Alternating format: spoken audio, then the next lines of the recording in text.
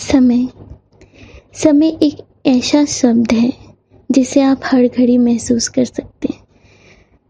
बार बार घड़ी में देखते हुए पल का ना कटना, या कुछ वो पल जो ना चाहते हुए भी आपकी आंखों के सामने इस तरह आ जाते हैं जैसे कल ही की तो बात है।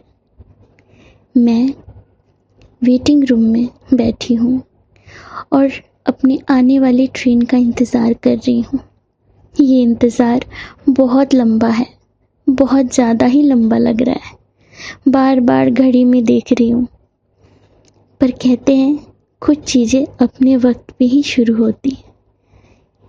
घड़ी पे देखते हुए अचानक वेटिंग रूम में दूर की सीट पे कोई जाना पहचाना चेहरा दिख रहा है मुझे। अरे हाँ, पहचानती हूँ मैं, पहचानती हूँ इस इंसान को।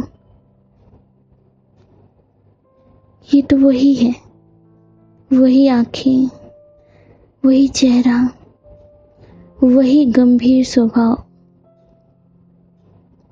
उन्होंने भी मुझे देखा तो है, पर बार बार अपनी नजरें इधर उधर फेर रहे हैं। वो भी टकटकी लगा के अपनी घड़ी की तरफ देख रहे हैं। क्या उन्हें भी किसी ट्रेन का इंतज़ार है? एक बार पूछूं क्या कि कहाँ जाना है, कैसे हो, कहाँ थी इतने टाइम? मैं भी ना ये सब क्या सोच रही हूँ, कैसी भावनाओं के जाल में फंस रही हूँ। ये भावनाएं अब किस काम की? अब तो कुछ है भी नहीं। बहुत साल पहले सब खत्म हो गया, फिर भी क्यों महसूस कर रही हूँ मैं? उनका इतना करीब होना मुझे फिर से उस जगह लेके क्यों जा रहा है?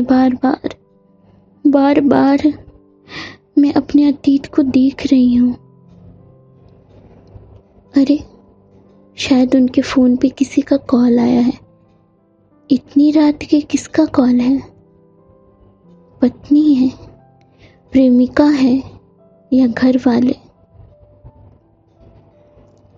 फोन उठाकर पता नहीं क्या बोल रहे हैं, लेकिन हाँ, मुझसे थोड़ा सा संकोच कर रहे हैं। अरे, मैं भी किस उधर बुन में फंस गई हूँ। आप भी सोचते होंगे बस बोली ही जा रही है। हाँ, मैं बहुत बोलती हूँ। मेरा नाम चंचल है। मेरा नाम जो है ना, बिल्कुल मेरा स्वभाव भी वही है। मैं बहुत चंचल हूँ, बहुत ज़्यादा। हाँ, ये कह सकते हैं कि अब उम्र जो है ना, वो आपकी हर चंचलता को थोड़ा सा गंभीरता में बदल देती है। ऐसा ही कुछ है। खैर, मैं एमपी की रहने वाली हूँ और जिस महाशय की बात कर रही हूँ, कभी उनके साथ कई सपने देखे थे मैंने, अच्छे बुरे, हर पल के। कहाँ मिली थी मैं उनसे? नानी घर में। हाँ, मैं बचपन में ना नानी के यहाँ रहा करती थी। उफ, कितनी बदमाशियाँ किया करती थी। लाडली थी मैं सबकी। बड़ी जो थी, बड़ी और पहली नतनी थी मैं। नाना नानी तो जान देते थे मुझ पे। हर बात में चंचल, ये नहीं वो नहीं। मामा मासी से घिरा हुआ घर है और बागान है जहाँ आम के, लीची के, पता नहीं कितने सारे पेड़ हैं, अमरूद के। और दूर, थोड़ी दूर एक मेरा दोस्त है। दोस्ती कह सकते हैं, क्योंकि उस वक्त प्यार का एहसास नहीं पता था। हाँ, वही दोस्त जो अभी मुझे वेटिंग रूम में दिख रहा है, गंभीर, चुपचाप। लेकिन वो दोस्त जिसे मैं बचपन से देखते आई थी, वो जो गोलू मोलू सा हुआ करता था, उसके घर मेरा जैसे मानो हक था। मैं हक से उनके यहाँ जाती थी, खाती थी, बदमाशियाँ किया करती थी। और गोलू गोलू ही बुलाती थी मैं। मारना, पीटना, मस्ती करना, झगड़ा करना, हर चीज़ में मुझे यही चाहिए था। छोटी बड़ी हर बात में। हर कोई कहता था हे भगवान ये लड़की। और मैं बचपन में उसे किसी का दूल्हा भी नहीं बनने देती थी। वो दूल्हा तो सिर्फ मेरा है, इतना हक से कहती थी। बचपन के खेल भी बड़े अजीब होते हैं ना। बचपन जब जवानी में कदम रखता है तो हर चीज बदल जाती है। उसे अपना दूल्हा बनाने की इच्छा भी कहीं ना कहीं खेल में ही बदल गया। खैर,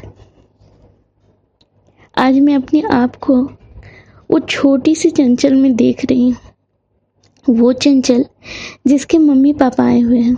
बहुत खुश हूँ मैं, बहुत खुश। इतने दिन बाद अपने मम्मी पापा को देखकर कौन सा बच्चा खुश नहीं होता। मम्मी ने मेरा हाथ पकड़कर बोला, चंचल अब तुम हमारे साथ वापस एमपी जा रही हो। अब तुम अपने भाई बहन के साथ वहीं पढ़ोगी। ये सुनते ही मानो खुशी के जैसे सैलाब सा उमड़ पड़ा हो। मैं भाग कर गोलू के पास गई और बोला, सुनो गोलू, मैं ना अब अपने मम्मी पापा के यहाँ रहने जा रही हूँ, एमपी। तुम मुझे ज़्यादा याद मत करना, और हाँ, मन लगा के पढ़ना, और हम ना फिर मिलेंगे। मैं ज़रूर आऊँगी गर्मी की छुट्टियों में।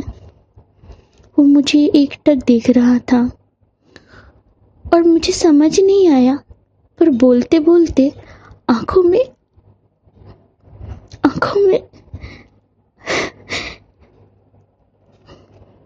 आंसू थे। खैर, मैं खुश तो बहुत थी। फटाफट अपने कपड़े समेट रही थी। ये ले जाऊं, ये ना ले जाऊं, क्या ले जाऊं। तब तक गोलू आया। उसके हाथ में एक छोटा सा डॉल था। उसने मेरे हाथों में दिया और कहा, चंचल इसे अपने साथ ले जाना, ठीक है ना। मैंने बोला हाँ बिल्कुल, और मैंने उसे अपने बैग में रख लिया। मुट्ठी भर चॉकलेट अपने हाथों में रखकर अपने नानी को बाय कहा मैंने। मेरी नानी बहुत रो रही थी। पता नहीं ऐसा क्यों लग रहा था कि थोड़ा गमगीन तो है, थोड़ा दुख तो हो रहा है। ऐसा लग रहा था जैसे सीने में कुछ चुभ तो रहा है। पर कहते हैं ना, बचपन का उम्र आपके हर दर्द को एक प्यार के सतह में बांध देता है। मुझे उस वक्त अपने दर्द का एहसास भी नहीं हो रहा था। मैं अपने घर वापस जा रही थी, एमपी जा रही थी। ट्रेन में बैठने के बाद ऐसा लगा जैसे सब छूट रहा है, सब। जाते वक्त मैंने गोलू को बड़ी हिदायतें दी थी। पढ़ाई करना समय पे, ज़्यादा खेलना मत, ज़्यादा ये मत करना, इधर उधर मत जाना, और हाँ, मेरे जितना दोस्त किसी को अच्छा मत बनाना। और वो उसने तो कुछ बोला ही नहीं, बस मेरा हाथ पकड़े हुए था।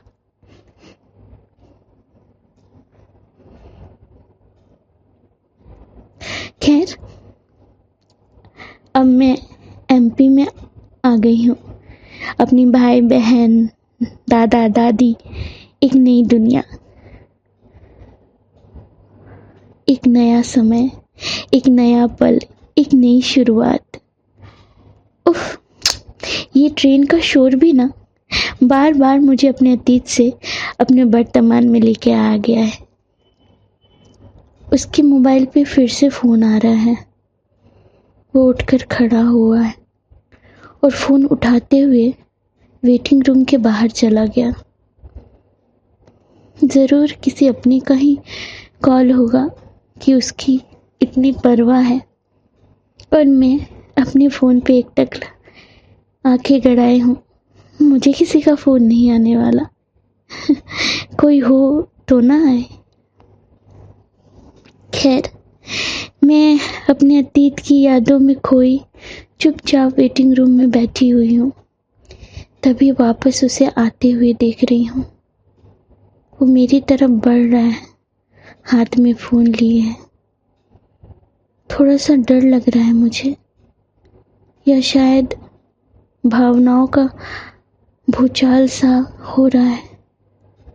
वो मेरे जितने करीब आ रहा है, मेरे मन में बहुत सारे सवाल उठ रहे हैं। क्या हुआ? क्यों आ रहा है? कुछ पूछना है क्या मुझसे? पूछना तो मुझे भी बहुत कुछ है, बस समझ नहीं आ रहा है कि। तभी वो अचानक मेरी सारी सोच से आगे मेरी सीट में थोड़ी दूर पे जाकर बैठ गया। मैं भी ना अपनी ही भावनाओं के बहाव में बही हुई हूँ। ऐसे भी तो आके बैठ सकता है ना, पर अभी अचानक मेरे नज़दीक क्यों? तभी वेटिंग रूम के बाहर से मुझे कुछ लड़के मनचले से अंदर आते हुए दिखे, और ये समझते देर नहीं लगा कि ओ, आज भी परवाह है, मेरी परवाह है कि कहीं कोई कुछ। पर अब क्यों है? जब होना चाहिए था तब तो। एक बार पूछूं क्या कि कैसे हो तुम? क्या कभी मेरी याद आई तुम्हें? और ये सोचते सोचते मैं वापस अपने अतीत में खो गई। एमपी में हूँ, पढ़ रही हूँ, बदमाशियाँ कर रही हूँ, टिफिन चुरा रही हूँ और गुंडी बनते जा रही हूँ। लड़कों को पीटना तो मेरा शौक सा हो गया है। मम्मी बहुत परेशान होती है, कहती है चंचल थोड़ा तो समझदार हो जा, थोड़ा तो लड़कियों की तरह बिहेव कर ले। लड़कियों की तरह कैसे बिहेव किया जाता है? मैं तो लड़की ही हूँ। धीरे धीरे एमपी में समय अच्छा ही कट रहा था और दोस्त भी बने, पर कोई उससा नहीं बन पाया। मैं भूल भी नहीं पाई उसे। बस हाँ, ये कह सकते हैं कि वक्त ने थोड़ी यादें धूमिल तो ज़रूर कर दी, पर उसकी यादें इतनी कमज़ोर नहीं जो ख़त्म हो जाए।